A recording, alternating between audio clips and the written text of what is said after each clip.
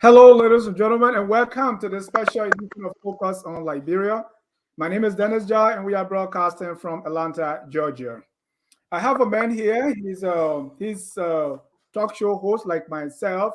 He's also the founder of Destiny Debaters. Some time ago, he went to Liberia and he stayed over a month. Well, he's back to give us his assessment of our homeland and his interview with Joseph Newman Boakai, who is the political leader of the Unity Party. And that's my guest tonight, Mr. D. Flomo Momolu. D. Flo, welcome to Focus on Liberia. Thank you, Dennis Jad. Thank you too. Nice to be with you again. D-Flow, in a warm way, we want to say welcome to Focus on Liberia. You are no strange person to the microphone. We are glad to have you fresh from the homeland. I mean, I see your purple suit. I can see the organic food all on your skin. How was Liberia, man? I want to be. I want to say thank God for my safe arrival and the opportunity to be with your listeners tonight. Of course, it's about some minutes to it's 6:30 almost on the west coast of the United States, and Liberia is not the country that it was on Ellen Jones Sirleaf.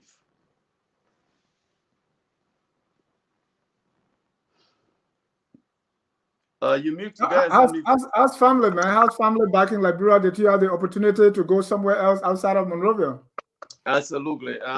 Dennis, many people may not know me. I'm one of the guys who been in this business for quite some time. Of course, when Facebook was not even hosting, having live podcasts, I been doing broadcasting for quite some time. The entire region of Ellen Jones Sirleaf is a testament to that.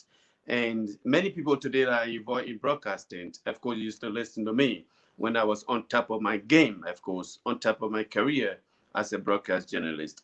So, yeah, usually when I visit Liberia under the Ellen administration, I made it my business as an informed person. The way you do journalism is for you to visit the country because sources, of course, most often you cannot depend on your sources all of the time because sometimes they flit and you have to be the one to take off the extra thing that you need to about yourself. So fast forward, when Ellie was in power, I made it my business to go to Liberia every year or every other year. I had a very, very good relationship with the administration at the time, and I also had a good relationship with the opposition bloc, a CDC as well. So I was a middleman. So just as I did for Ellie, when Ellie was in power, I wish I go to Liberia and don't stay in Monrovia because I don't find Monrovia as a winning place to stay to get access to the ordinary people. Every time I have the opportunity to go to Liberia, of course, I go to the Leeward counties and make sure to do my assessment from the Leeward side, not just in the city of Monrovia. Like many other people who are calling themselves journalists today, talk show hosts usually want to go to Liberia, the base unit in Masurado, and then they think Masurado is Liberia. That's not who I am. So I managed to go to a number of counties in Liberia for just a period of 1 month. Thank you. Again, want to welcome our viewers from across the globe. This is Focus on Liberia. We are sitting down with D. Flomo in an exclusive interview. D. Flo was in Liberia after he stayed there for over a month. And there he carried on some political activities. He was fortunate or he was privileged to interview Mr. Joseph Newman Boakai, who is running on the Unity Party ticket for the nation's top seat. But we're going to get to that interview. But let me ask you, D-Flow, I know you were in Liberia some 2019 or 2018, somewhere there, and now you are back. What is your assessment of the political landscape? How are our people doing? You know, my brother, I want to be very candid, and I'll be very out front to our friends on the other side of the political discussion or the piece of the political disposition of our country. Liberia, Onawia, is a total mess. Liberia is not the Liberia that Ellen passed on to George Manawia. If you see the country, you will see on the faces of the people. Some of them will pretend, as co-citizens will pretend that they are all this well in their country, but behind the scene, That's not actually what you see. Let me just drive you a little bit closer. Um, Before I left this country, I was threatened by too many citizens, including one of them that sits in Canada, who has absolutely no experience in journalism, but picks his cell phone and sits in the living room. All he has to do is to threaten people. Oh, go kill Costa, go kill D-Flow, I will give you money. I dared, then I went to Liberia. At Carlos Moses Gray, I also dared that guy who used to live in the swamp as well. I went to Liberia to show to them that no man born of a woman can threaten me. I am a dick. I am a dick. I'm the one who called D-Flow. If you know the word D-Flow, don't play with me. So Liberia is not the way it is. They can sit in the diaspora and argue. But when you go to Liberia, you understand that George Weah is a one-term president. What changed? There are so many things that have changed in Liberia. The government is totally incompetent. George Weah did hire a bunch of incompetent native people to help him out. And two, they have no administrative experience. They have no understanding of governance. They also think that they are still in an opposition position where they have to, of course, come after a guy like me who is only charged with doing a piece of job for the country with no responsibility of trying to get a job for any sort of whatsoever. So there are a lot of things happening in the country. These guys are running what we call a political flash. If you can remember, there was a lot of celebration in the CDC when they put those Chinese lights on the street. All of those lights are off today. Of course, totally off. They are totally off. No LEC in the country, no running water in the country. People are still pee on the street. Everything is completely damaged. Everything that Ellen left with George Weah. George Weah and the CDC have, of course, managed to destroy everything that was put in place by Madam Let's list some of those things that were put in place by President Sirleaf that the George Weah government has dismantled. One is rule of law, right? In every country, you need to see what we call, there's something in politics that their attitudes are actually the most greatest assets you have in your life. It's the same thing in governance. So when you look at a country called Liberia that is almost 200 years old, and then you have a man who took what matter authority with no experience in leadership, of course, from playing soccer as an entertainer and became president of a nation, you will find out that a rule of law was put on him. Early brought in something called assistant and rule of law. But under George Weah, my brother, I can tell you that you cannot walk in you cannot go to places you hold yourself on your hand. There are a lot of things you cannot do in Liberia. Yeah. But D-Flow, not to cut you off, when Ellen was in power, I mean, you are praising her now because she's gone, but when she was in power, you were criticizing her and you were on the side of the CDC. No, I did not criticize her. Of course, you are making a mistake. I was in the middle. Of course, many of you are doing the broadcasting today. You used to listen to me. I was a middleman. I never criticized Madam Sirleaf.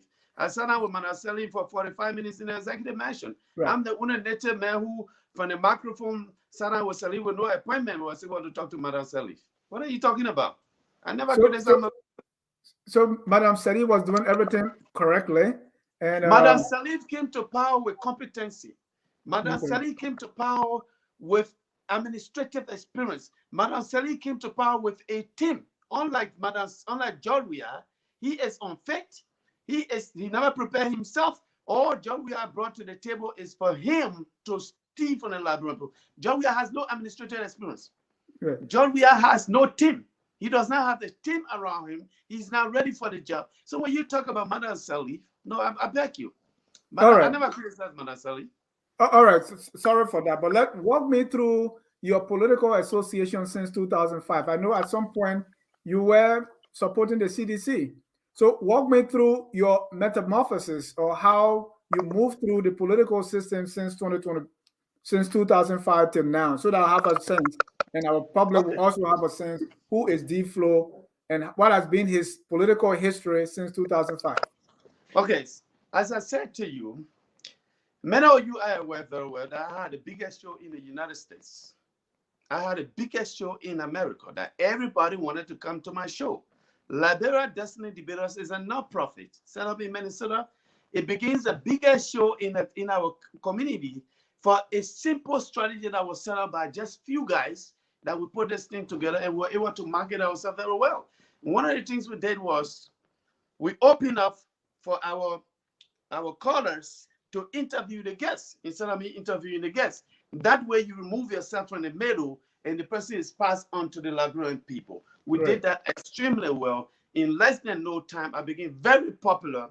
Of course, the show was just online where people will not hear, will not see me. Right. But I remember Destiny Debate. So I became very popular. But let me drive you through. Madam Salif was the president elected by the Liberian people. Right after she took power, we managed to bring in Liberia Destiny Debaters because we saw the need that the country needed a talk show that everybody will come to that show and then, of course, have the time to interact with those in state power and also those in the opposition, where everyone will come together and be able to talk about our nation. But fast forward, sometimes people don't understand the thing about politics. I studied political science a little bit, but I don't have a degree in political science. I do have a degree in broadcasting, by the way, from Minnesota here. So what you see there is my association with this. Let me go further and say to you, with the CDC did not happen as an impromptu operation. When George Manawia in the CDC was going to Israel, Samia Toe, the current minister, who are calling the former truck driver of Liberia, now former finance minister, had called me on the airport. He called me on the airport, but before he called me on the airport, he reached out to a friend called V. Musa Fofana. He works at finance ministry. So the gentleman reached out to me and said Samia Toe wanted to talk to me. And I said, but why Samia Toe wants to talk to me? He said, oh, the man's our brother from Minnesota. So he said he wants to say hi. So should I give him your number? I said, go ahead and get him my number. He's a Liberian. I don't have a problem with that. Diflo, sorry to interrupt. I just wanted to see your political, if you have any political association or political party since 2005 to now, so that we can see how you have been able to navigate. I'm not a member of any political party. Oh, okay. But talk about your association with the CDC. Did you at any point support the CDC to power? No, I did not support CDC to power. Right. To power me, to power me when CDC was looking for state power. That's the English word. To power. Those are people who like Abba Tupa, people like Ato Zakama, people like Joseph Tambajasi, and people like you. All of y'all supported the CDC. I was never part of that. No, I did not. I did not support the CDC. Oh, you did not support the CDC? No, you don't find that record anywhere. Your buddy was a citizen. Excuse me? Your buddy was a citizen. Yeah, I have plenty of buddies who are citizens. No, I'm talking about your partner was a citizen. Which one? Anthony here. Oh, okay. I remember him from Minnesota as a citizen. Right. So, D-Flow, let's get to the point. Now you've gone to Liberia. You say a lot of things have changed. Things that Ellen has put into place have all been dismantled by the WIA government. Where do you see the WIA government getting this back, making some amends, and getting the country back on course? But why you don't want me to talk about? You asked me a question about CDC. Why you don't want me to elaborate? No, I was asking you about your association. Yeah, you asked me about my association, but you cut me off. You didn't let me to explain to the Liberian people, because when you bring a guy like me on your show, remember this, I'm a journalist. Yeah. Every question you ask me, if you make a mistake, I will correct you. Please do. Like you said to me, I supported the CDC on the way. That is a mistake on your part.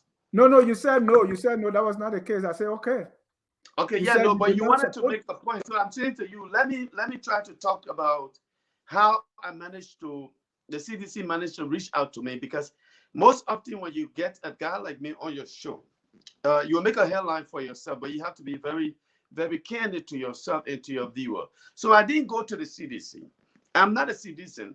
I do not belong to any political party of the Republic of Liberia. I get that. You explained that. I have never been like that. So I was a middleman. So when the CDC was in dire need, Samia Toe reached out to me for months. At the time, I used to broadcast on Roots FM with the Costa show. I used to broadcast on Roots FM. Toe reached out to me for months And he said to me, when we were going to Israel, he said that the president is here. He asked me to reach out to you. He needs your help. I said, what help is he looking for? Well, you are the only person, you are the most experienced person in the diaspora when it comes to media so far that we know. So he needs your help. I said, what is that? You got too many citizens who are, I think they are better than me. He said, no, they are not better than you. If they were better than you, we'll not reach out to you. We are reaching out to you because we know the 12 years that Ellen was in power, you interviewed too many people and you have this experience to interview people. Fast forward, for months we kept talking, and I told him that I didn't have interest in the CDC, and I'm not a citizen. I never supported her to state power. Of course, 2017, Joseph Yima Boakai has given him an invitation for me to follow his campaign, and that's why I accepted and I follow his campaign. I'm not a member of Unity Party, neither any political party. So fast forward, for months we're talking. So he kept telling me that, hey, D-Flow, the man needs your help.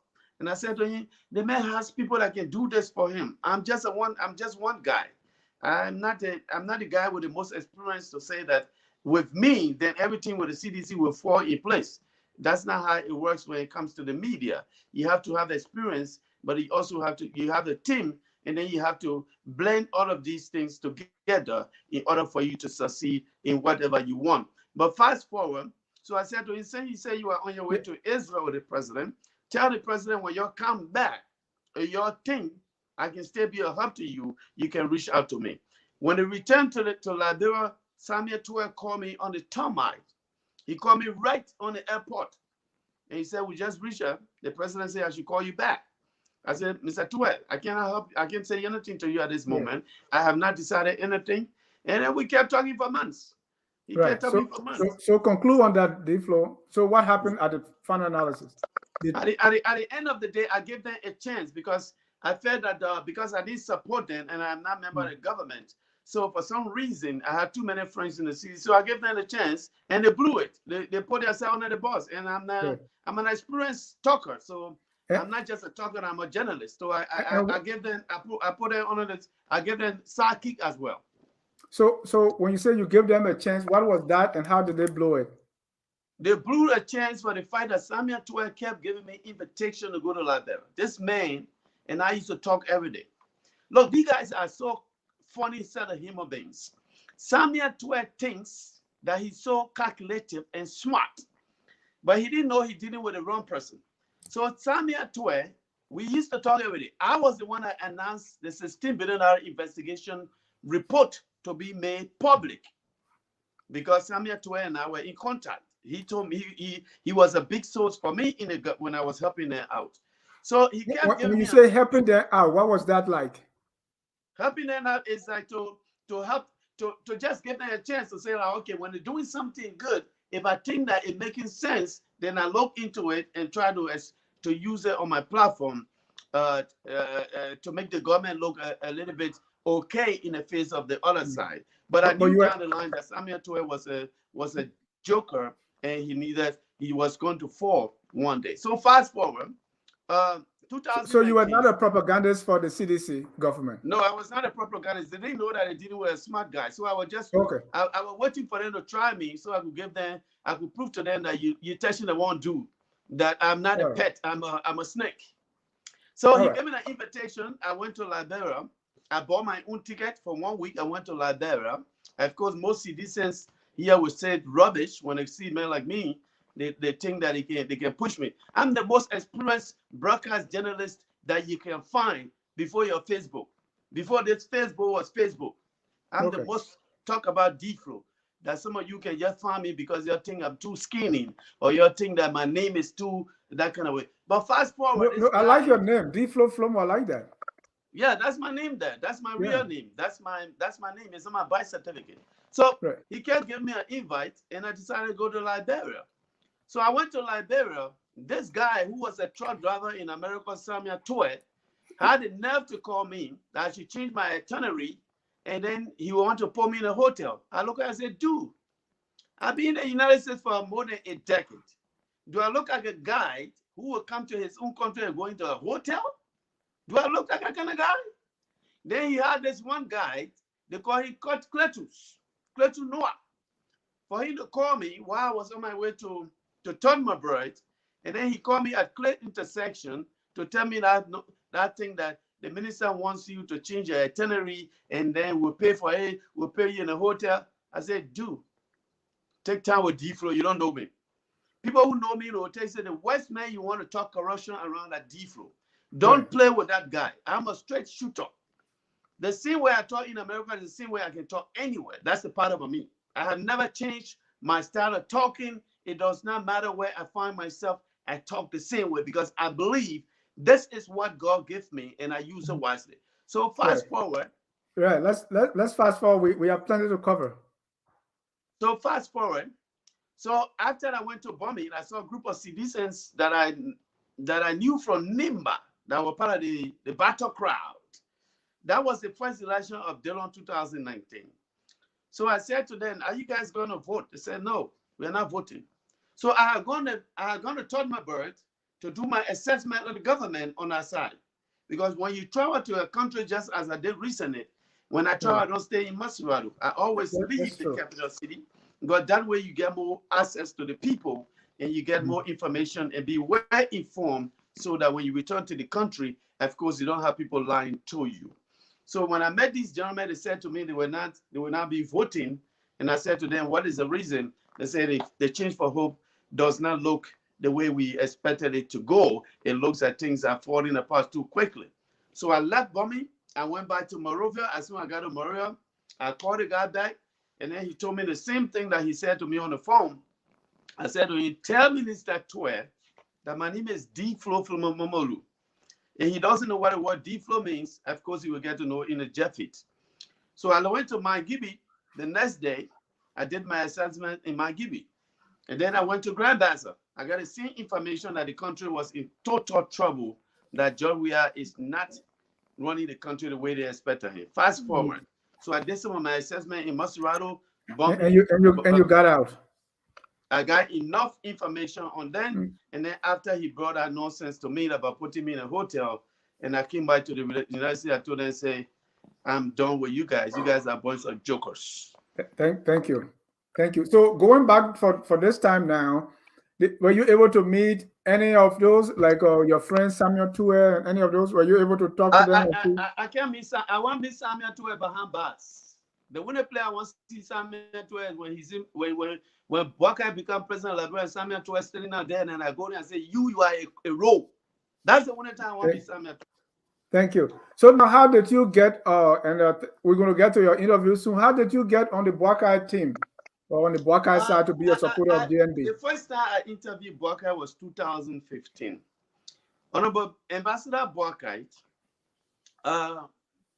you know very well that he was vice president for 12 years. So in their second term, somewhere around 2015, we sent out an invitation to President Ellen Jones Sirleaf, because we knew she was coming to the UN in August. So we sent a letter to her office, to Minister, to her office, and she accepted for her to come and for me to interview her while visiting the UN. So she accepted that, and then we all know that Ebola came in. When Ebola came in, so she sent her deputy, who is a vice president, to come and deputize for her. Yeah. So they called me from the executive mansion to say, the president will not be coming again, but the vice president will be coming. So the vice president will interview you. You will interview the vice president. So I said, okay, that's great. So as soon as Vice President Boakai got here, they called me from Washington, D.C. to say the old man will be ready for your interview. The time schedule, everything was set up by the Liberian embassy, and then we took it from there. That was my first time getting to interview Ambassador Joseph Yima Boakai 2015. And then after that, a few months later, I took a trip to Liberia. On that trip, I had 7 people to interview. I had Prince Johnson, I had Barney Sherman, Joseph Yima Boakai, and I had Speaker Tyler and other people on the list to interview on that trip. That trip was set up for 3 months. So when I got there, I went to interview Joseph Yima Boakai in his office. I did that interview. Right after the interview, he gave me an invitation to travel with him to Lofa. Remember this, I was not born in Lofa. I was born in Maserado. Right. According to my mom, I was at age 2 when we migrated to Lofa. So I grew up in Lofa County, in Zaza Zaza district. District. Yeah. In Zaza District, in the town called Zolowu, is Bahas Sarai. So I played soccer in Zaza District in almost all of the towns in Zaza District. I was not the best goalie, but I was also Yeah. good at that as well. So fast Did, did, forward, did you did you play in Paye Ambassador and, Boak, and Sucremo? I play in Sukurumu, Fisabu, Konya, Zozo, Paris, all those Okay. towns that you can name in Zaza District. Okay. I was very, very good between the four a little bit and So compared to a so lot of you my and you other and guys. Ambassador Boakai went to Lofa. Was it there you got converted? No, I did not get. I did not get. It was not the point of being converted into the Unity Party. What was it? I saw a man who was willing to reach out to anybody who thinks that has something to offer to Liberia. And looking at a man like me at that age, he felt that to see a gentleman with a kind of a understanding of how to interview somebody, coming up very close, and coming up very classy in an interview, he saw the need that I needed to be with him in Lofa. So I followed him in Lofa County. Remember this, growing up in Zulu Town, I knew Unazilla District. I knew a little bit of Vanyama, but not beyond Vanyama. I had never gone to, I did not go in my life in Vanyama, in Lofa, I did not go beyond Vanyama. So I didn't know Kola home. I didn't know Va home. I didn't know Foya. But when Ambassador Boakai took me to Lofa 2015, I left Lofa 1991. It was Ambassador Boakai that took me back to Lofa 2015. So that when I went beyond Zaza District and went as Right. far as Sierra Leone border between Sierra Leone and Liberia. So I got to know Lofa more by that. And then when we returned in Zaza, in Vanyama, is when the people of Lofa, they asked Ambassador Boakai to run for the presidency. So Right. I was a part, and Mm. I did the video of that program as well. Right. So what did you see in Ambassador Boakai that attracted you to support him? You know, I saw competency. You know, I like competent people. I like people who can make me to learn something. Unlike when you sit with Ambassador Boakai, what you get from Ambassador Boakai is you see an experienced, competent man. A man who, when he speaks, you learn something. Whether he's joking, whether he's coming across of giving you a story that is 30 years, 40 years ago, or showing you a picture of his classmates and naming everybody on the picture, that is Ambassador Boakai for you. So I saw a competent leader. I saw a man who, when you get his state power, of course, you can go to bed and understand that you have somebody at the executive mansion, somebody who you can trust, somebody who the international community can rely on, somebody who will not make Liberia look like a funny box, somebody who will not be a national embarrassment to the country, somebody who comes to the table with understanding that politics, you must not employ people because you are just French students. You must hire them based on their competency of what they bring to the table. But that's the opposite of John Weah. Right. John So Weah has no competency. which other political party leader have you sat with to make the comparison that yes, I've sat with XYZ, but JNB is the best? I interviewed John Weah 2014 when he was not even senator. This man could not take a policy issue. All I have for him was door. Nothing else comes out of his head. This guy, I interviewed that guy. That guy could not explain nothing on the show. Of course, you know very well. I had a popular show. When I interviewed John Weah, I had more than 8,000 people. Eugene Fagon that he took as his deputy minister called me to do what we call pre-booking. Call it pre-booking is that, hey, you having a guest today? Could you just take my number, please? Fagon called me more than 10 times that day, trying to pre-book, call in. So you pick a man like that as a deputy minister. Beyond that, right. So that's George Weah. I interviewed George Weah. I interviewed Edwin Mevinslow. Akara's grandpa, he's asleep on my couch. Akara Moses Gray used to sleep on my phone line, calling me every day. Nathaniel McGill, I interview. There are too many people I can't name other than. I had Right. a big No, show. what I mean right now, there are other people running to be president, including Mr. Alexander Cummings. Have you sat with him also to compare him Yeah. with Joseph Boakai or other political Yeah, leaders? Have you been able to? I aired ANC's first program in 2016 in the United States. Of course, I don't need to keep repeating myself. When ANC was coming to Minnesota for the first time, they had no other person that I needed to call other than D-Flow. So they called me and I aired his program. It was on my show. On the debaters that Cummings said he's an American citizen. I have that recording. 2017, somebody reached out to me with 15,000 United States dollars. I turned it down. They wanted that recording. Do you still have it? I still have it. Can you Every share it with? person that I interview, I have the recording. That's the Can you beauty share? about. Can you share it with us? No, I can't do that because I have to keep my space. It's a public record, right? It's So a I public interviewed interview. Mr. Cummings. I also interviewed Mr. Cummings 2018, right after the campaign when I returned to the States. He was in Nigeria when I interviewed him. Who brought him to the show was Muna Faha. The Muna Faha woman who is sitting out here today arguing as journalists. These people could not even speak when we were in the media. They were nowhere Right. around. That's okay. People grow. No, people grow. People grow, right? So when people were not journalists before, they can be journalists today. I don't think there's a problem with that. They can be journalists, but that's why the promise are coming online support already. So what about Mr. Cummings that you find that is not as compared to Mr. Joseph Newman Boakai, for which you are supporting Boakai today?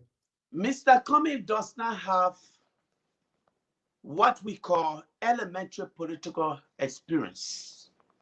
He does not understand the country. He has no understanding of politics deeply. Look, one thing about being a journalist, you can be a journalist, but you are also learning as a politician. Mr. Cummings, nobody has won a political seat anywhere in the world without a base. Nobody. Historically, it has never happened. Mr. Weah won the presidency because he had bases. Boakai won Lofa. Boakai won Bapolo. Boakai came second place in every county except Maryland in 2017. Mr. Cummings could not even win a county of birth. When you say base, D-Flow, do you mean a county or you mean an ethnic group? No, a county. Okay, but a base. When I talk about a base, in politics, when we talk about a base, this is what we call a base. Okay. You pick a segment of a population or the country and say, here, I don't have to visit this place 2-3 times during a campaign. But there are other places that I must put more time in visiting compared to here. Right. So when it comes to Boakai, 2 out of the campaign 2017, we went to Lofa twice. But we spent time in Nimba. We spent time in other parts of the country. For a base does not have to be a county, or it could be any demographic. It could be young people, it could be students, it could be like diaspora Liberians who have moved back. So Mr. Cummings should have some form of base somewhere. Mr. Cummings it doesn't have to be a county or a tribe. Excuse me? Mr. Cummings does not have that. Mr. Cummings, look, no election, nobody wins an election by picking votes. You go to Zulu, you pick 10 votes. You go to Sarah, you put 25 votes. Because it's not an electoral college, D-Flow. That's not a base. It's not an electoral college. So I say it's not Liberia is not an electoral college. So you can pick 10 people here and there and still win. Mistake. My brother, you are making mistake. You are making mistake here. Let me draw you into something. Okay? Yes, sir. In order for you to win, you must be able to come up with a huge number to be a particular district or county or electoral college or demographic. You know that we don't have electoral college.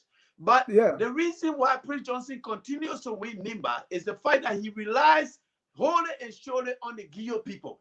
Right. But Ellen Johnson's lead base was the women. Doesn't matter where they were, but the base was the women. But she also had beyond the women. She also had the educated class behind her. Not just women.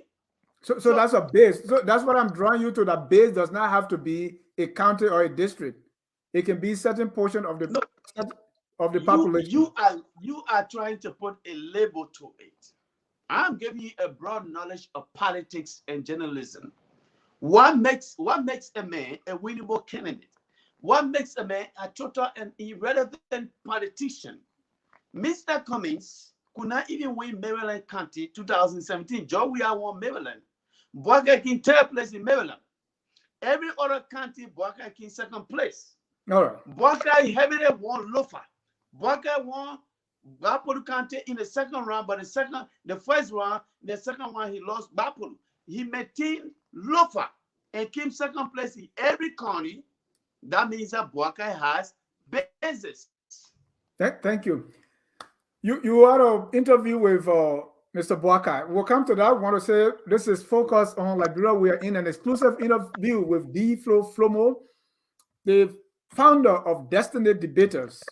He's here with us. He's now a strong supporter of the candidacy of Mr. Joseph Newman Boakai. You were in Liberia and you interviewed Joseph Newman Boakai. You said that was the second time, right? Excuse me? You guys are muted. No, I'm not muted. You can't hear me? You got to unmute yourself. No, I'm not muted, D-Flow. Can you hear me? You cannot hear me. I can't hear you. You guys are muted. No, I'm not muted. I'm not muted. Right. D-Flow, I'm not muted.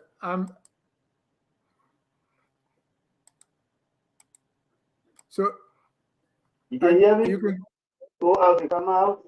Yeah. All right. You want me to go out and come back? So ladies and gentlemen, we'll take a short break while D-Flow adjusts something at his end. At Focus on Liberia, we discuss everything Liberia, from education to politics, arts and culture, entertainment, agriculture, history, religion, family, and technology. Focus on Liberia uncovers and showcases the best of Liberia and shows the world the truth about Liberia. We educate, elevate, and promote all things Liberia.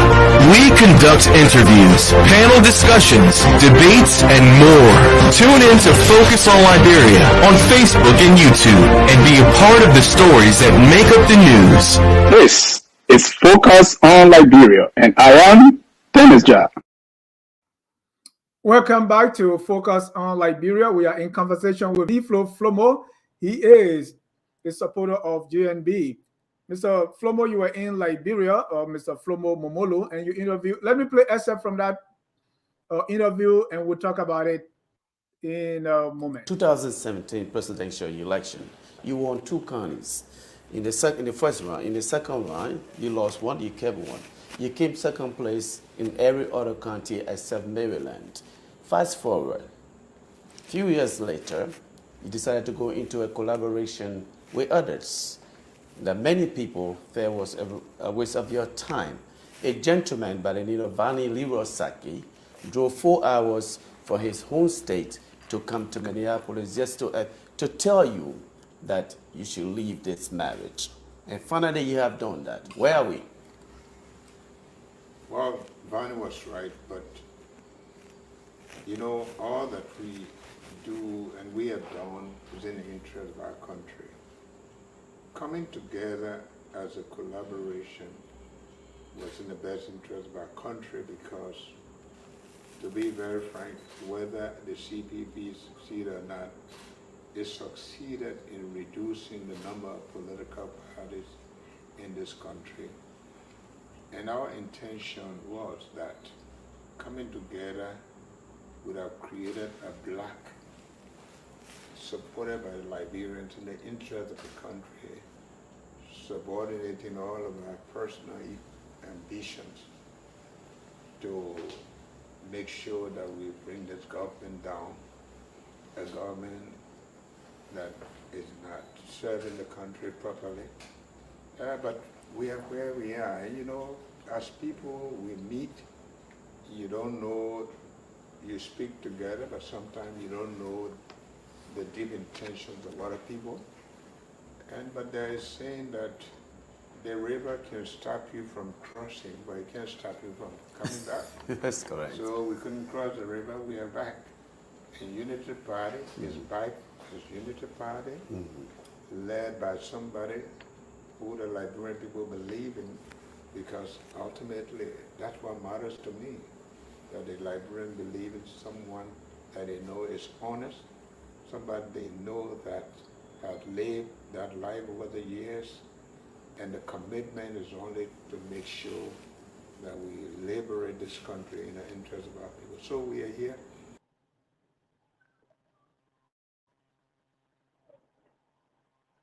D-Flow, can you hear me now? Can you hear me now? D-Flow, can you hear me now? Oh my God. I don't know why. D-Flow, can you, there's nothing wrong here. You should be hearing me. But yeah, say something. Let me see. Can you say something?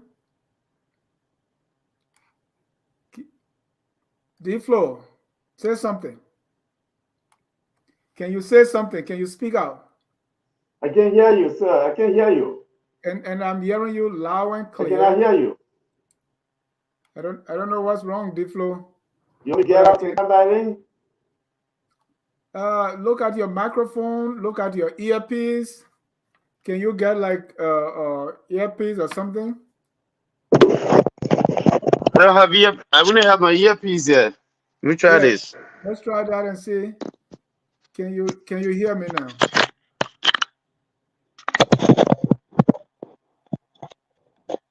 Can you hear me? I can hear you. Can you hear me? Can you hear me? You gotta check your system. No, there's nothing wrong. You should be able to hear me. Let me. You want me to get back? Once you play the video, and then you have it in a queue, you have to wait. You No, want me to get out and come back in? yeah, let's try that again. I don't know what's going on, but let's try that I cannot again. hear you. D-Flow, man. Why you can hear me?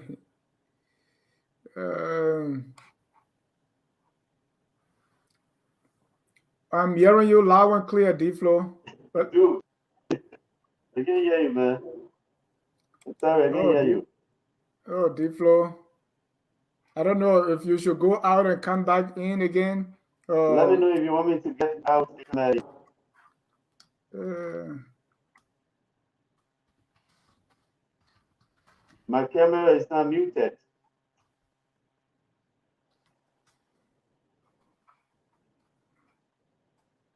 Can you hear the video? This one. Very much ready to take the country to that. Can you hear that? I want to say thank you, I cannot hear you. again. Let me ask you I about can hear the audio. this one thing that keeps haunting our country. There are a number of things, national issues that continue to haunt our country. I can hear the audio. The biggest of all is corruption.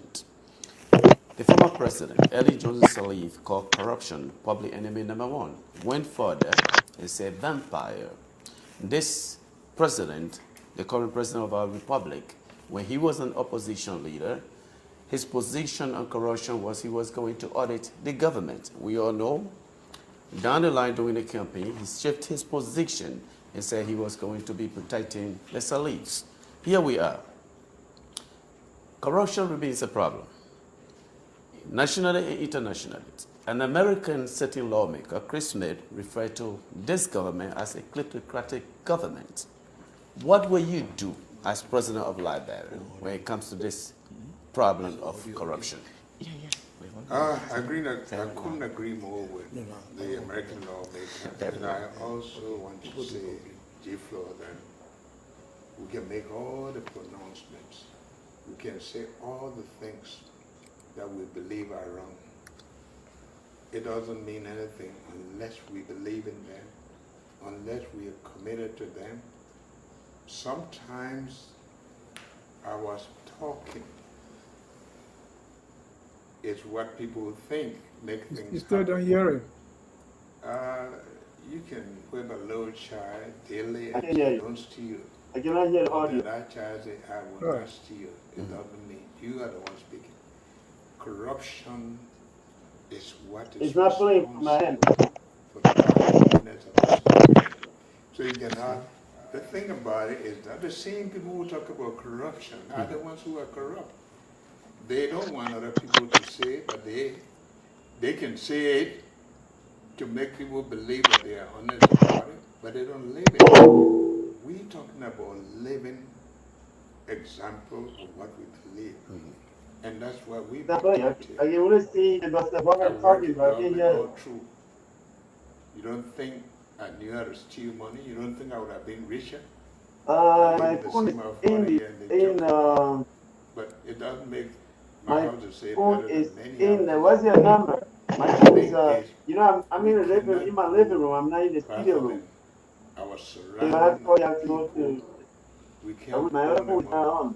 I tried to deceive them So all the I'll time. have to go in the When we studio room say and call you things, from we there. must mean them. Corruption has been spoken about.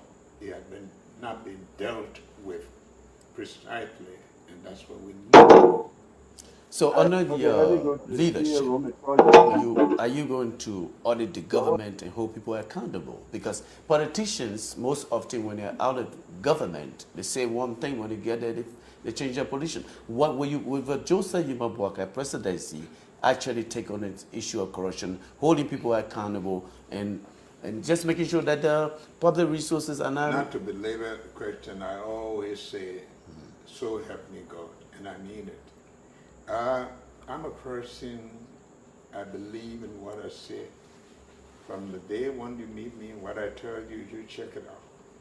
The thing is, I know that corruption is a poison. It destroys whatever it touches. And I go around, I look in the faces of our people. The country is so well endowed. And you ask the question, why are we so poor? What are we doing? People are selfish. They think that because they think that this country was created for them alone. And I don't believe in that.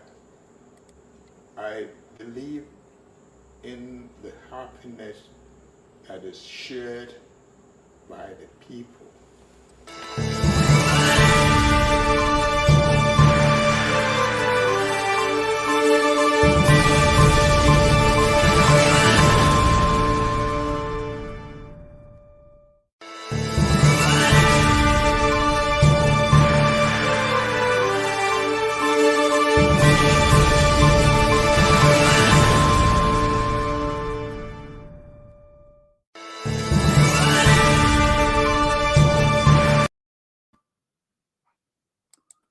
Let's see here if this will work. D-Flow, can you hear me? Can you hear me now?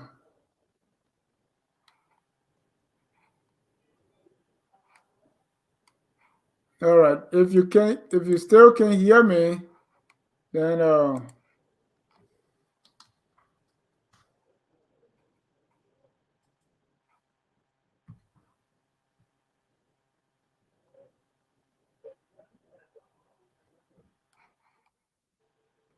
ladies and gentlemen, we are having some technical difficulty with Mr. D-Flow Flomo, and we are trying all our best to make sure that D-Flow is heard here.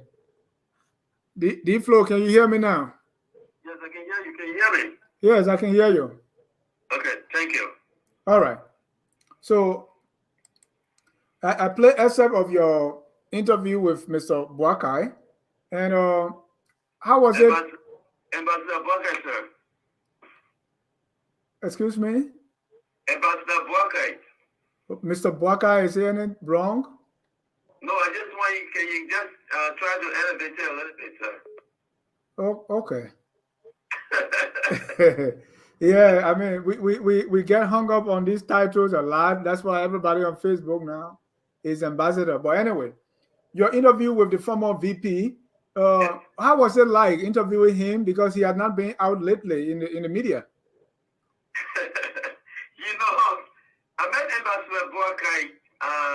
I left for here on the 5th, unknown to a lot of people, even some of my friends in the diaspora got very angry at me if to say I'm supposed to tell everybody when I'm going to put myself in a country where I'll be threatened, I'll be murdered if I go to Liberia.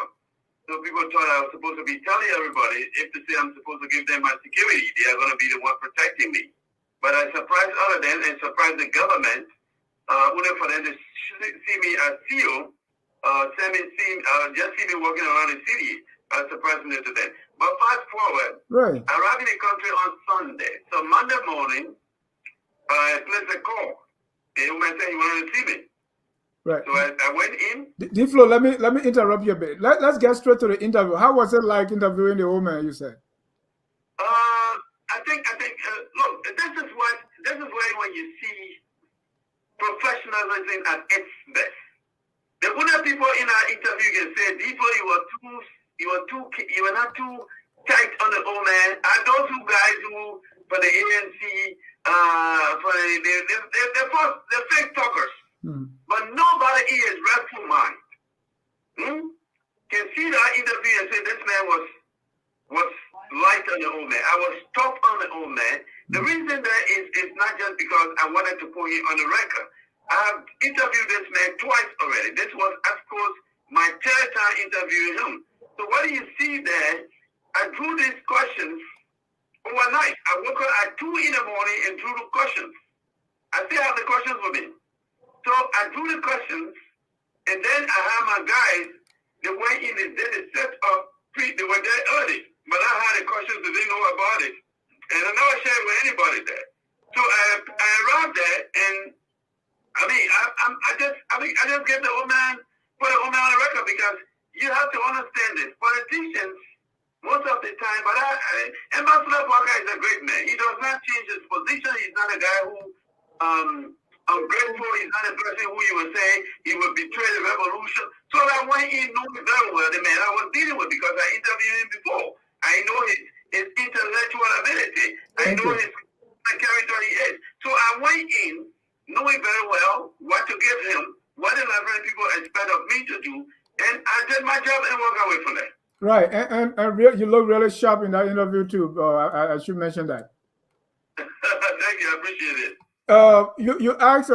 You asked Ambassador Boakai, and he said, when he got to the river and he couldn't cross the river, he had to come back. Did he say why he couldn't cross this river? Ambassador Boakai was trying to get one of his lines. Yeah. This man is an intellectual. Yeah. I know that. Did he say? Whenever he communicates with people or with people like us, he comes with jokes. He comes with a line that is a different way of communicating. Yeah. So he said to you, the question was asked. I asked you a particular question. Right. I got that. Okay. So he was telling me, say, the possibility of getting somewhere is when the river is full, you can still return to where you came from. You can go back. Right. You don't have to force yourself to go. I get it. Prepare yourself for the next day. Did he say why he couldn't cross this river? Well, no, if you go back, when you go back and play the clip, that particular section, go back and play it, you will understand what was the question and why he said this and that. Okay. So if you look at the interview, it was candid. No, I got a question. You were asking the CPP, and he said the proverb he gave there that what river is overflown, it can prevent you from going further, but it doesn't prevent you from going back. Meaning, he could not go further with the CPP arrangement. He had to come back and return as Unity Party. So I'm asking you now, why didn't he continue with the CPP? Because that's the reasons why you don't continue with a collaboration like that or a merger, whatever adjective you would like to give to it. The reason is simple. Mr. Cummings he had a game plan. I always say to Mr. Cummings that when you're dealing with people like us, you're dealing with Costa, you're dealing with guys like me, you're dealing with all of us with the experience in this thing here, not just Facebook talkers. You gotta be careful. So what we did and what we do very well, I have sources in every major political party in Liberia. So I knew the game plan of Mr. Cummings from day one. Right. It's association with benefit. Give me a reason to put my decoy on him. You know very well I've been broadcasting for more than a decade. D-Flow, I want you to get to the question. What, did Mr. Boakai, he couldn't continue because of Ellis Cummings? Is that what you're saying? Mr. Boakai knew very well that Ellis is a dishonest man. And two, we exposed Mr. Cummings to Honorable Boakai and the Liberian people. So we told him, I called to tell Ambassador Boakai that do not go to a primary with this guy. This is his game plan. This man has posted a cash in every political party in a CPP. Mr. Cummings, his association with Bernie is simple. He wants to get the support of Liberty Party.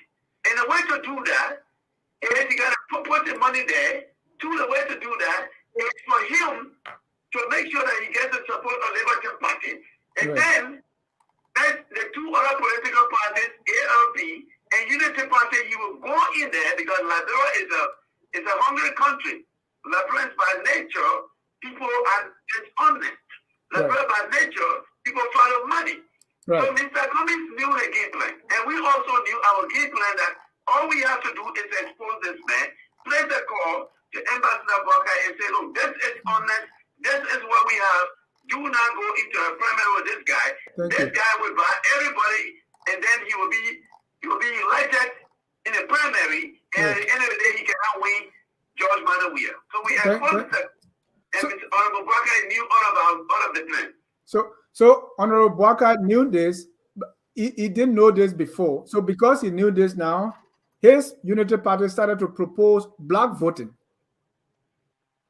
Is that why? Because he was afraid that Mr. Cummings will use money in the primary and win? That's not a reason. Okay. All we did was first expose Mr. Cummings and his dealings with Liberty Party, going to Dillon's office, taking Martin Fuller from there, going to Liberty Party headquarters where he's not supposed to be there, talking about how Mr. Boakai was elected illegally with all of these press conferences. So all we did was a political calculation. Right. Look, journalism is a field, but understanding politics is another thing.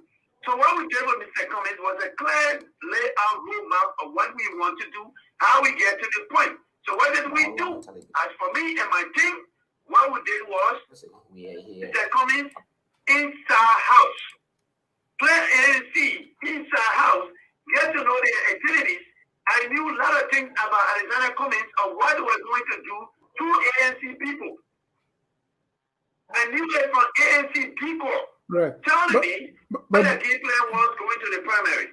But D-Flow, Mr. Cummings and Mr. Boakai are friends. Absolutely. I mean, politics. Right. I mean, you can be my friend. Right. Let me ask my question. That's what you get. Hold on. I'm right here in Atlanta, Georgia, where I saw the two of them. In fact, they both work together on our community center here. So, and you are saying all this about Mr. Cummings. Did Mr. Boakai not know all this before going into this collaboration with Mr. Cummings? Mr. Boakai, sometimes you cannot know the color of a man until he gives me a place to sleep. Okay. The attributes their character. You can never tell the color of a man. Come and spend a day is different from come and sleep over. Let me take you to the store. It's also different than saying to somebody when you can night. So to know the true color of Alexander Benedict Cummings was for Mr. Honorable Boakai to say to him, let's go into a collaboration. So Mr. Cummings, of course, can show his true character to the Liberian people. He has done that. We succeeded. Mr. Cummings is totally irrelevant. I listen to people talking about, I was coming from Liberia, and the gentleman, the lady that was bringing me to my house, because this guy, one of my friends on the airport was giving me ride, on the plane was giving me ride. And she was playing that talk show. The guy said talk show that everybody can go listen to. That guy said play. I'm not even going to give them time because basically they are irrelevant to guys like me. When we talk about journalism, they know much to some of us. So I'm listening to them, and they are talking about Mr. Boakai, Cummings and Boakai are talking. But let me just report all of you. There is nothing called negotiation between Boakai and Arizona JJC Cummings. Yeah? Thank You're you. hearing from my mouth. Thank you. I'm telling you, Ambassador Boakai left the CPP, and that is it. He has no business with Alexander Benedict Cummings. Mr. Cummings can go ahead and deal with Musa Hassan Benedict. We don't want to hear anything about Mr. Cummings. Those are y'all that said on a gossip talk show to talk about all of these things that y'all just throw fishing, what we call fishing in journalism. There is nothing called Mr. Cummings and Boakai will ever sit down and talk about vice presidential conversation. Nothing. Thank you. Thank you. If you just joined in, this is Focus on Liberia. Our guest, Mr. Flomo, he's a supporter of Mr. Boakai. While he was in Liberia, he interviewed the former vice president. If you want to join the conversation, the number is on the screen, 605-313-6004. The code is 791403. You asked very good questions during your interview. I like the question, but in many of those questions, Mr. Boakai was short on answers. I'll give you an example. When you ask him about corruption, first of all, he said he agrees with Chris, the American Chris, who said we as government is kleptocratic. Has Mr. Boakai come up to actually say that in Liberia so that we hear it, or he's waiting for Chris to say it and then he can repeat it? No, this Honorable Boakai does not have to wait for somebody to say something. Has he accused? Has he accused? Nigeria is a complete embarrassment to the country. The man will like a church rock. Right. Has Nigeria cannot show an account. I can show my account. Right. But Nigeria cannot show his account. I get that. He got the money from the warehouse. I get that. But Mr. Boakai does not need an American man to tell him Nigeria is the road. Has Ambassador Boakai been able to say that? Because I haven't heard him call Judge. Boakai knows that. No, but people know that Nigeria is the road. But has I just came from Liberia. I was in Liberia for Nigeria road. Everywhere you go, I think people you get. No, I'm talking now. You Deflo. I'm talking. Nothing to me. That's what I can say. The man are rogue. No, not you, Mr. Boakai. Has Ambassador Boakai called Judge we are a rogue or criticized the government openly? I do not have to speak the way I speak. No, I'm talking about Chris. Chris. Hold on. No. You hold on. Chris called him a kleptocrat. Let's slow it down a little bit. Ambassador Boakai does not have to use those adjectives that I use. I'm a talk show host. The way I talk, the way I interact with people, they are who I am. That's who I am. Ambassador Boakai knows exactly what to say when it comes to George Manawia. He does not have to say, Boakai, oh, the men are rude. No, that's Deflo. That's why you get in there. That's why they call me Deflo for. Thank you. Deflo, your question was about Chris, who calls the WIA government a kleptocratic regime. And Ambassador Boakai agrees with that. But Ambassador Boakai himself has not been able to say those words. But I said to you, do you think Ambassador Boakai is supposed to be the one to be talking about? Look, Georgia is a rule. Okay. My brother, go to Liberia and hear the Liberian people the way they call the man. The man is an incompetent rule. Georgia is an incompetent thief. Georgia is the most competent role. And this role cannot even hire a city. Thank you. This role cannot hire a city. Thank you. You asked Mr. Boakai about taking a vote. I love that question. It was very important because people have been talking about it. And I was surprised to hear that he was saying that he was not there most of the time because he was going on trip. The president was sending him places. Did you like that answer? Like, yes, I love it. You know, I said to you, I don't think my questions were all prepared at 2 in the morning. Yeah, no, I like your question. I'm talking about his answer. It were crafted based on what the public wants to hear from Ambassador Boakai. What is it? There are two things you have that people want to know about. Right. Deflo, I like your question. Let's talk about his answer, Mr. Boakai's answer. His answer was epic. His answer was to the point. His coming in was clear. The point there is, it's very clear and clear. When the Liberian people, many of us do not read, even the educated class does not read enough. People know very well, as a vice president, your duty is to preside over the Senate vote on a vote, except there So I drew that question to bring citizens back for them to go back to school and read. Because many of them are like Jombia. I got your question. I was talking about Boakai's answer. Here is what he said. He said, I was not there all the time because he represented the president. He said, I was. He also said there was never a tie, so it never needed to break a tie. He also said he was not part of the brown envelope. I wanted you to press. I wanted you to press him more if brown envelope business was taking place because the brown envelope was coming from his boss. The Ambassador Boakai made it very crystal clear that he was it's a duty for him to be there twice a week. Tuesdays and Thursdays. Okay? If he was in the country, he made it a business to be in the city. When he's on assignment out of the country, of course he's on assignment. Ambassador Boakai made it clear for all of us because some of us, we hear all of you guys on talk show that say Ambassador Boakai signed on for the state consensus agreement where Ambassador Boakai has no power to vote. Right. He cannot vote. I wanted him to speak directly. He voted. Yeah. The president of Liberia now rule. He voted for the consensus agreement. And yes, citizens can never argue about that. They still have a lot of George, we have voted for this agreement. He collected more than $20,000 with all of the so far $80 million in the bank. He still collected more than $20,000 paid. This man is a national rule. Thank you. I just wanted Mr. Boakai to be a little more forceful. But let me bring in our callers here. Let me bring, because you are calling, you are on the phone with me. It may be a little difficult here, but let's see what we can do here. Hello, caller. Your name and where you calling from? Caller, your name and where you calling from? Yeah, this is Elvis. I'm calling from Minnesota. Your name again? Elvis calling. Oh, Elvis, go ahead. Thank you. Thank you for calling. Your question or comment? Yeah, I just want to ask Mr. D. Flo. I mean, to be honest with you, quick comment before my question. He's really carrying himself unprofessionally tonight. The way he speaks, the way he's pumping his chest, it's untoward for a so-called journalist. My question to him is... No, Elvis is not a so-called journalist. D. Flo is a journalist. Go ahead. Hey, leave that man. I'll give you a package. You don't know D. Flo. I'll give you a package. Hold on, D. Flo. Let me ask my question, please. Does he feel like Ambassador Boakai age is a factor in this race?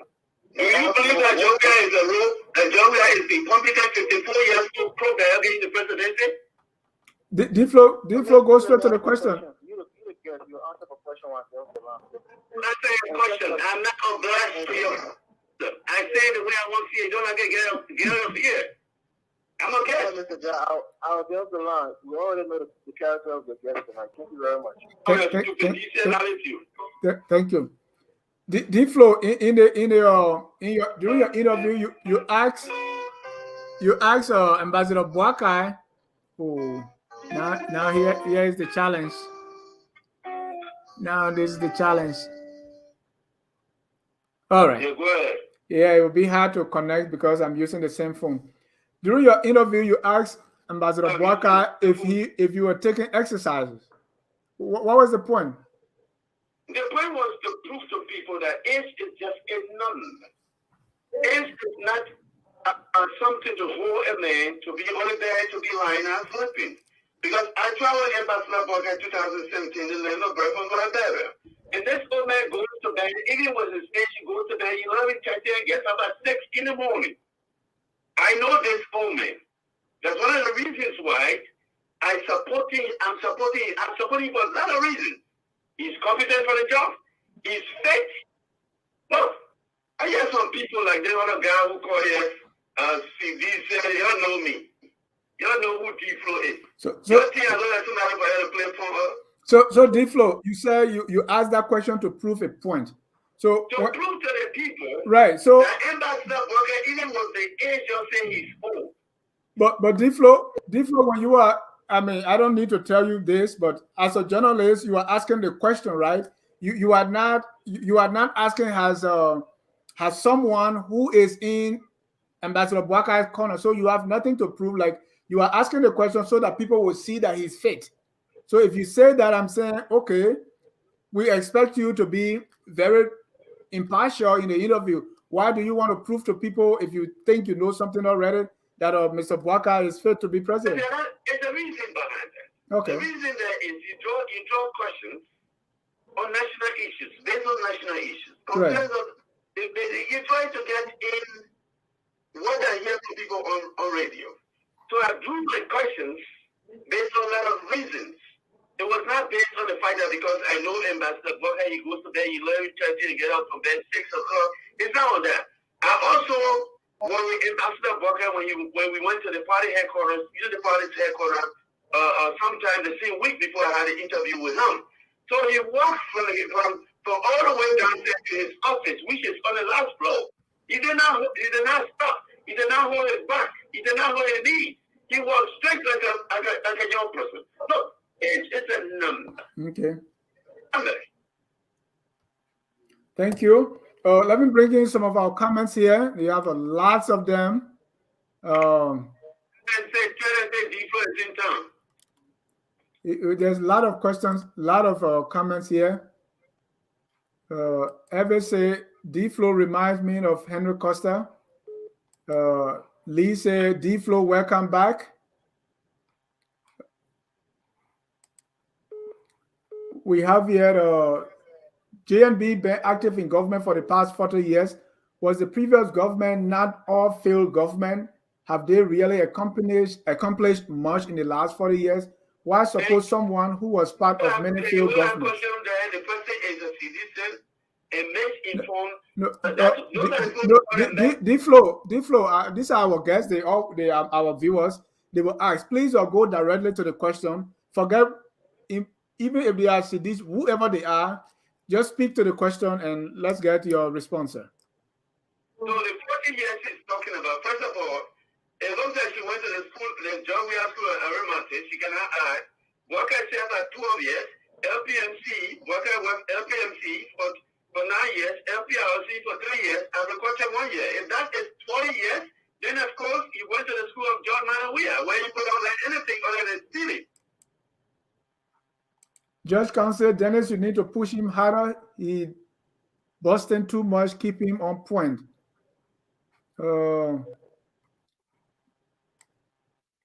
More question here. D-Flow, did you ask JNB why he missed the Liberian people by saying he was going to fix CPP? Or did he mislead? Oh, did he mislead the Liberian people that he was going to fix the CPP and it didn't get fixed? Your response, sir. Let me. That's a good question. Is it from who, Harris?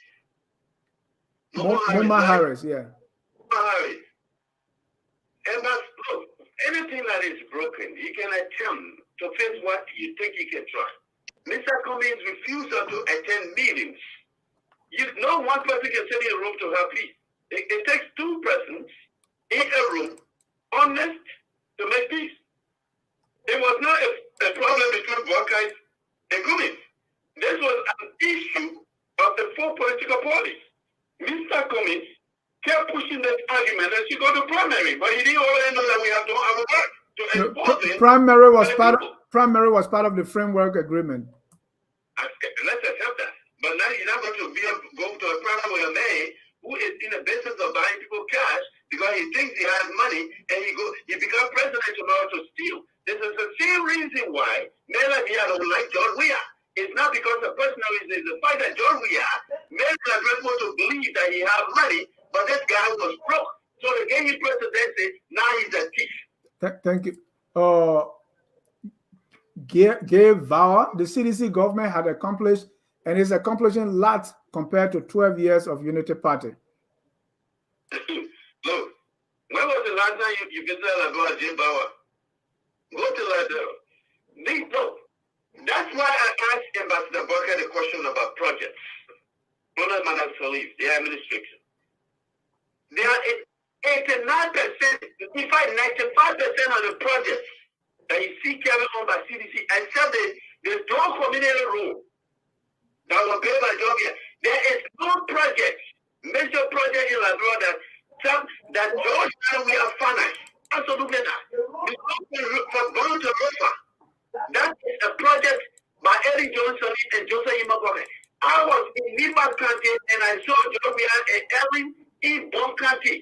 when they did the groundbreaking. When they did the breaking, they rolled from here to the junction to Coca-Cola factory. I was in red light. That day was only can be. I went to red light and Ellie came there with just there when she turned our project over. The road from all the way from Southeast. What are you both talking about? We are informed broadcasters. We are not. I'm not a Facebook talker. I maybe like to be on Facebook. But Facebook is the place for anybody that's going to pick up your phone and talk. You're not a journalist. The NJ Effect said Dennis, he has run out of his justification for supporting Boakai. Regal Gallo, nobody from any previous government of Liberia should be eligible to run again. They are all failed and were corrupt. That's the same thing you did. You said the educated class failed the country, and you get the country to an incompetent, poorly educated crew, man. And here we are, the country is completely trouble. Look, let me hold you at that. Why you mention crew? When you say poorly, incompetent crew, man. Huh? Incompetent crew, man. I mean, why is ethnic group got to do with it? Because that is why he pushed around that he's a Southeasterner and he's a crewman who is better, he can do better for the other people. I mean, when did he push that around? Any specific? I got a video there, I can send it to you. All right. Shuka Von said Boakai served 12 years in one of the most corrupt government and now has 21.3 million. How did he accumulate that amount? Boakai has 1.3 million now. But then why is it that you don't see people refuse to other join Ali and Boakai? Look, I like this conversation from citizens. If you say people stole money, then it's just. If I say Dennis is a thief, and I want to take over from Dennis, why was standing for prosecuting Dennis? You see, this say you argue that Ellie is the road. But why is it that you people, honor your wife for lives of John Weir? Why? What is stopping you guys from going after Ellie? Thank you. Man Janga's son, Man United. Dennis D-Flow is saying nothing with confidence here. If Boakai is very honest, why didn't Ellen, his former boss, support him? And that's a question here. There's been a feud between the two of them. Ellen did not support him in the last election, and we can also see that she's not supporting him here. Let me tell you the reason behind that. Ellen Johnson Sally wanted to give Boakai a running mate. Ambassador Boakai is not like John Weir. That you can just tell and say, oh, before you get this for me, you will get it. Ambassador Boakai is a man, an independent individual. He does not pay responsibility X, Y, and Z. Just as when I met Ambassador Boakai, I told him all of my quarters per se support for the CPD.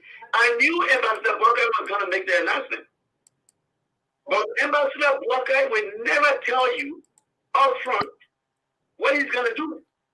Ambassador Boakai will tell you up front when he knows that the public is supposed to know about it. So earlier I wanted to give Boakai a running mate. Ambassador Boakai said, you chose me as a running mate. Nobody told you to choose Boakai. You chose me. So let me have my own way to choose who I want. Thank you. We got and sorry callers because I'm using the same phone, so there's a problem here. This one, Charles Russell said, Dennis, I like that share. Thank you. D-Flow, don't be jealous. William Dumba say, Hawa Mesga, Mr. Mobulu is bad news already.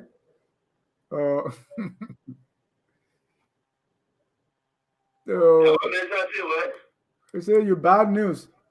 So I'm bad news for day one because you don't like honest people.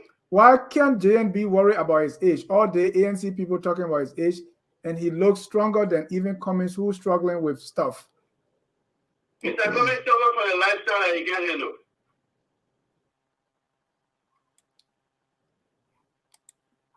D-Flow, you are incompetent as a journalist. It is shameful of you to speak of Spoon TV in such a negative sense. Maybe because they are the most listened to. Spoon TV is not even close to my experience in broadcasting. Nobody on Spoon TV is a journalist. Show me one person that was journalistic technically. One person. Show me one person with experience. All the guys on Spoon FM used to listen to me. including Tamale George. All of that, I can show you, I can go to my college and tell you most of the people on Facebook today to be journalists. I got it here. Oh. There is a little, someday I just go to the recording and be looking at names. Thank you. Howard Metzger said Dennis knows his guest. He will skip over my question to maintain his guest. However, if I see there are many comments here, I'm just skipping through. So if I see what comment you're talking about, I'm going to read it. Sam Wallow say, what does tribe have to do with anything? Dennis, please demand a retraction of that statement. Your platform should be used for. I don't retract anything. Yeah, because you didn't. You said, yeah, you can. If you don't want to, but I mean, bringing George Weah tribe. I don't think George Weah made any. When he was running campaign, he did not run as a crewman, and so even when you were talking about his base, 2005, his base was never crew, right? Okay. Ohaja Tiger say JNB is the only popular candidate with political administrative experience in the race that can take Weah down. He will unify the country as man with integrity. D-Flow, he couldn't unify the CPP. How can he unify the country? Because CPP. Look, let me tell you, Mr. Jack. When you look at Alexander Cummings and his dealings. Anytime you say CPP, you say Alexander Cummings. There are 4 political parties. Yes, the reason why I'm using him as a subject of discussion. No, but use Ure, use Yombly Kanga, because there are 4 parties. So why will Cummings alone derail it? And Boakai being this experienced guy. The Alexander Benedict JJC Cummings that thought every time you go facing the microphone and have press conference or press conference will make it popular. Or every time you go to New Town, if you walk in the sun and wear a Doga flag, when a person goes there, you go, I want to, Mr. Cummings, you're not a part. You are an elitist. You are an elitist who tries to transform himself to steal from the people. Miriam Rabba said, yeah, FOL long been looking for people to interview. You get D-Flow. We inside tonight. D-Flow? So,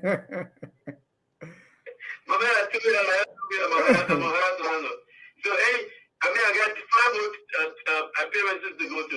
Anybody invitation, don't sanction me. Jovial Road. Our Illinois called Jovial Road, here, who country. Here, who town. So, nobody will get people or here. People come to America, you can talk different here, but the lie. People is people, yeah? What you get and what you see. People fair. All right. Still more and more questions. How I don't see the question you are talking about. Say I'm trying to escape here. Here, how I say Jala Johnson, but today he honored the same woman he condemned as corrupt and was involved in nepotism, right? Your peace ambassador is fake, he's corrupt, and don't believe in justice. Yeah, but Mr. John, let's forget about this whole thing about. You think it is fair enough? Why you think John has become so unpopular within a party? Any citizens who brought him to power today, they brought John to power not for him to pardon Ellen Johnson Sirleaf. One of the reasons, among all, was to punish Ellen Johnson Sirleaf. One of the reasons was for war crimes go to Ladera. One of the reasons for John Weah, not for John Weah to be paying properties for himself. I said the man bought 30 acres of land in Druapil. I went to that place. 30 acres. This one say he did his best to unify the CPP, but people like you, FOL in the media, who chose to eat with the devil like Cummings are the problem. What did you want him to do when Cummings refused to attend the meetings he called? Thank you. But you guys, I told you this. If you and your wife having some misunderstanding in the home, every time your father-in-law or your counselor says, yeah, let's have a meeting, you go to the meeting and she does not show up. You think you're going anywhere? You can't go anywhere. First of all, Mr. Cummings is an elitist liberal who thinks that he has supremacy over other people. He thinks that this is about him. Mr. Cummings also thinks that Mr. Cummings works for Ellen Johnson Sirleaf. Mr. Cummings also knows very well that Mr. Cummings has absolutely no pathway to the presidency. I told Mr. Cummings in 2016, when I was the most popular talk show in the United States, I told Mr. Cummings, you are going to a country that is completely a corrupt nation. For you to establish yourself, you will have to run for a public office outside the presidency. Thank you. House, the Senate, or you run as a running mate to somebody. And I still believe that. Mr. Cummings has destroyed himself. Nani Bube say, wow, my distinctive host Dennis is going to need a glass of wine with dinner after this other interview. Wow. How Mesca again? How I'm looking for your question. How Mesca again? Say, I'm asking this question because D-Flow called me a prostitute before, never met him in my life. So I need to know, did he D-Flow ask question on the violations towards women and children, but this same D-Flow changed and went. Hold on, D-Flow. There are two things I was saying here. Have you ever called Hawa a prostitute? Let's start with that. Yeah, Hawa, she's lying. Second, did you ask? Always have the audacity. They come under your life, they insult you first, and then they take the women, they play like Jala. And now like me, you don't do that to me when I warn you. When I give you a warning shot, that's why they call me the Cobra. I will always tell you, stay away. When you step on my tail, I will tell you back off. I'm still living. So did you go? Did you go Cobra? Did you go Cobra on Hawa? No, I didn't. I want Hawa, and she don't listen to my warning. All right. The next question is: did you ask Mr. Boakai on SGBV issues? I will write down your question. The next time I sit with Ambassador Boakai, your question will be the first question. And I will make it I will mention your name. Look, people just need to understand something about me, Hawa Mesa. I'm not the kind of person who will meet somebody because I have a what we call social capital with Ambassador Boakai.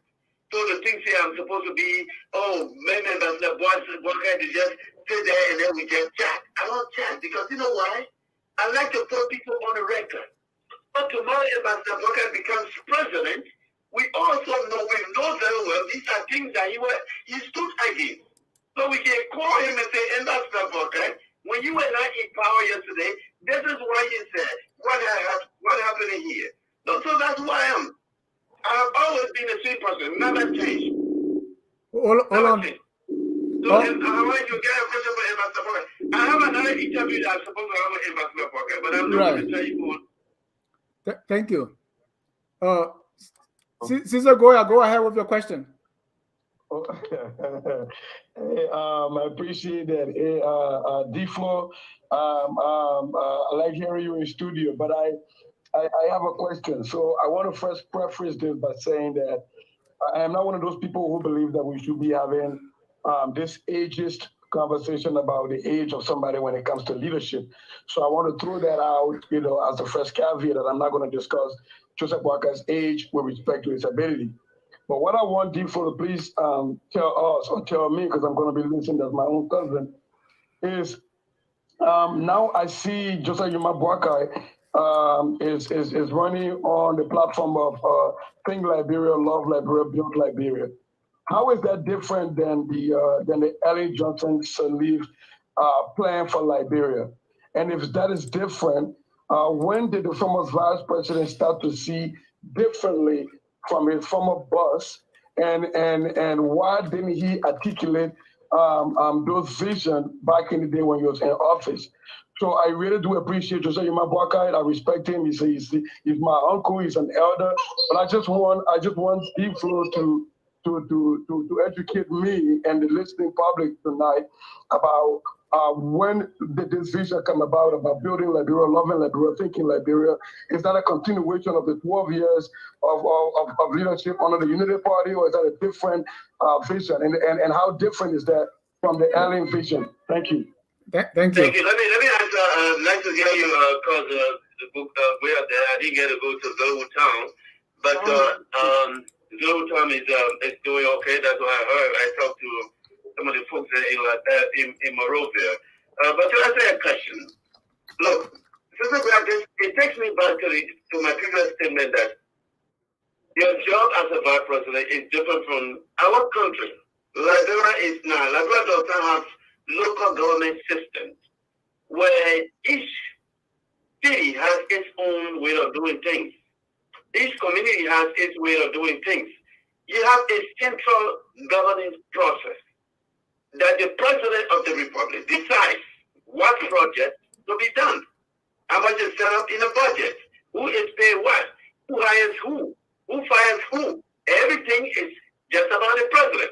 So when you talk about whether this is going to be a continuation or whether it's the same thing of the earlier, whether you realize it, you got to take yourself back, cousin, because you got to take a step back. Madam Sally, you can tell somebody, your woman in the house, will tell you, where, be careful what you're doing here. It's up to you to want to accept that honest advice from your wife, or you play just ear to it. So as a vice president to anybody, you are basically an advisor. It says clearly, the vice president what? Advises the president. They are elected on the ticket. The vice president votes when there's a tie in the Senate. The vice president does not have any authority extra to the vice president to like, oh, you gotta go build in one country. Oh, now there's a time for you to go build in Nimba. You don't do anything like that. It is the central government that takes over everything. So when it comes to Bill Liberia, Team Liberia, Law Liberia, Bill Liberia, 2023, this is about Boakai putting his full agenda. What he wants to do, where he wants to take the country. When he finishes for Liberia, a center stage, that has nothing with Madam Sally. Madam Sally had 12 years. Boakai was with Madam Sally for 12 years. He did about Madam Sally for 12 years. Where Madam Sally took them, she left, she did not take them. Boakai is an individual. He's a person who has his own way of doing things. When I say with Ambassador Boakai, I remind him every time that this fight is not a fight for kids for betray. Ambassador Boakai has promised every time I sit with him, he tells me the same thing, D-Flow. This is the fight for Liberia. It's not about me. I'm at my age, I don't need properties. I have lived in my house for 40 years. I don't have a girlfriend. I'm married. I don't need a girlfriend. The man is not like... Thank you, D-Flow. Let's wind this down. Is JNB willing to prosecute Weah after all the good gesture he gave him concerning his health? Oh, yeah. You see, this is where I said, my interview with Ambassador Boakai, my next interview with Ambassador Boakai will be on policies. We need to understand what he will do on each national issue. But part of that was to open the cure for Boakai to tell us whether he will not be like George Manawia. Boakai has said it to me, Ambassador Boakai has said it to me in a public forum. And behind the scene, that people who think that Liberia belongs to them will not have it on my watch. As the leader of this republic, nobody going to come here and just enrich yourself. Whether you work for me, you fought for me for me to become president, I will make sure you pay a price if you are caught. So Ambassador Boakai has said it. He's open to prosecuting George Weah. And you know what? I said to you, tell me where George Weah, all these native thieves, they will pay the price if Ambassador Boakai is given an authority. I can put my neck on that some of us will not sit there for it to be a betrayed revolution like the way George Weah betrayed citizens. It will happen. Thank you. So to conclude, let's look at Mr. Boakai once more. How will Mr. Boakai, from what you got from him, how will he govern Liberia differently than what the CDC government is doing, or what his president, when they were there for 12 years, what is he going to do differently? There are a number of things Ambassador Boakai brings to the table. He comes there with 25 years of public service experience, 12 years as vice president, LPRC, LPMC, agriculture. When he served as agriculture minister, we all know Liberia was called LOFA was the bread basket for the country. Ambassador Boakai, when you say about LPMC manager, those of us who live in Lofa, including my cousin, Sister Guia, can attest that Sister Guia saw LPMC in Lofa. So based on that, how is he going to govern the country this time? Will it be the same like LPMC? When you are competent for something, you're not saying I'm talking to you here. You can tell that I'm speaking for a point. I'm not speaking with nervousness in it. You come to the table with understanding what you want to do. So what are you going to do is, Ambassador Boakai, I asked him the very question. Will you go here at technocrats? He said, yes, Liberia is best. I'll be looking at people like Sister Guia, who is a professional a teacher. I'll be looking at people who, I'm not just going to pick people because they support me. I'll be looking at people who have the knowledge to do something for this country. I think they're pushing. Right. When Barack Obama won the presidency, he needed people to make it good, to change the economic look of this country. What did he do? He brought America's best, all of the good people that America can think of. Most of them work in administration. In less than no time, the economy, all over the country shift. For all employment country to an employment country. Ambassador Boakai, I'm saying this to you because I can talk, I know Ambassador Boakai, not just in person. When we sit together, we discuss other things. We remind one another of where we are as a people.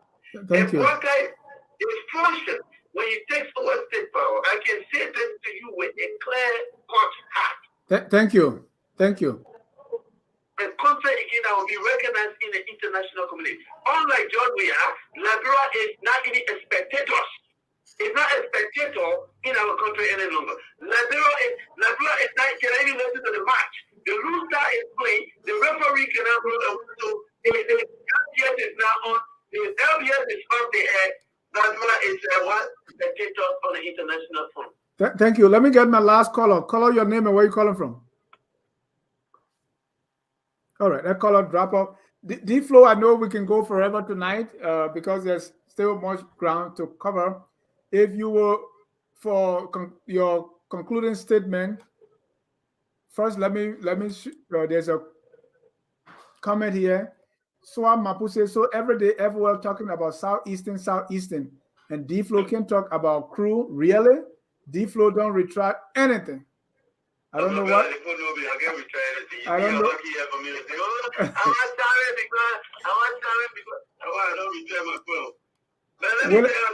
William Dumba say D-Flow Kwame Opa of Lena is by far a better journalist than you. Where did you study?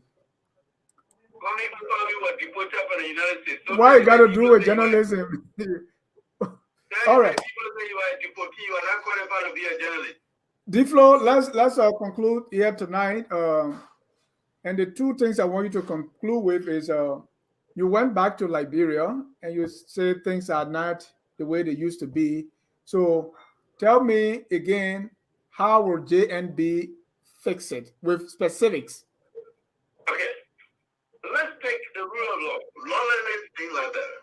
Under Judge Manawia, I went to Douala. I sent a year to a number of counties. In Douala, you cannot hold your phone like an ordinary person is saying on the phone you're talking. Somebody on the Bible come and jack your phone from you. They use the motorcyclists. The criminals are using, they get a own bike. So they use the bike while they're on the bike and they jack your phone. The gun. You want to realize the same episode, the same play. So honor the watchful eyes of Ambassador Boakai. What Ambassador Boakai would do. You're going to have a system like AD Chroma where you do sting operations. So tell criminals that you don't know who is watching you.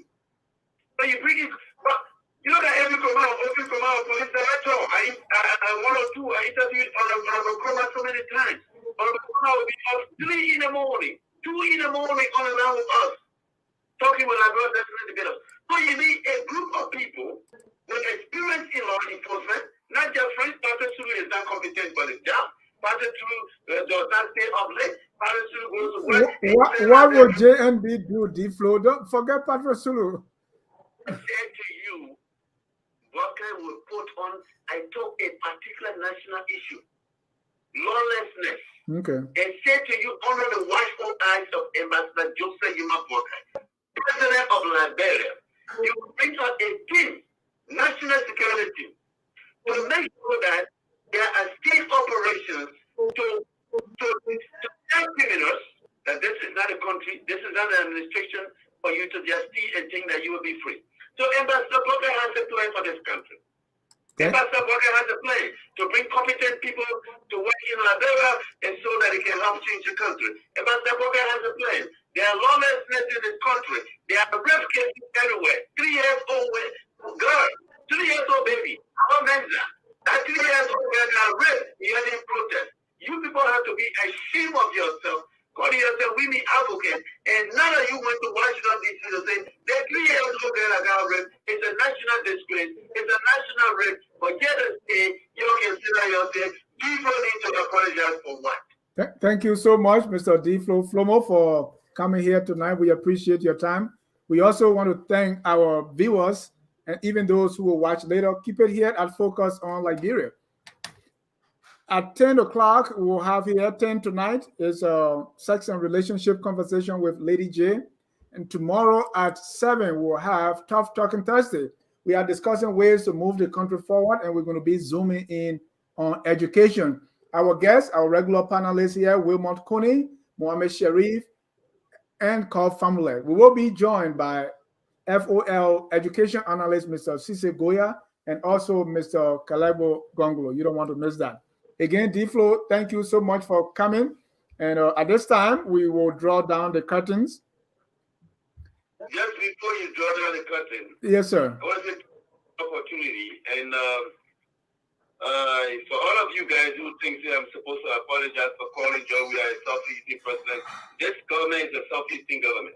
Every type person in the government from the Southeastern. So if you don't like it, go drink Kojorogo or poison yourself. You don't want people to poison themselves, Mr. D-Flow. You can go do that. And we don't want that to come from FOL, that you are sending our viewers to go poison themselves. But anyway, let's end the show here. Because the Southeastern government, police are either from the Southeastern, NSA from the Southeastern, everybody from the Southeastern. All right. You can check the government if you can bring it. I got a list of all the Southeastern people. Yeah, it's a Southeastern government. Okay. Thank you so much. At this time, we're going to close with our song that says, "We are all Liberians." Whether you are from the Southeast, you are from the North, or the Midwest, we are all Liberians, and we must do everything to make our country the glorious land of liberty. Good night, and God bless you. We are Liberians. Liberia is our home.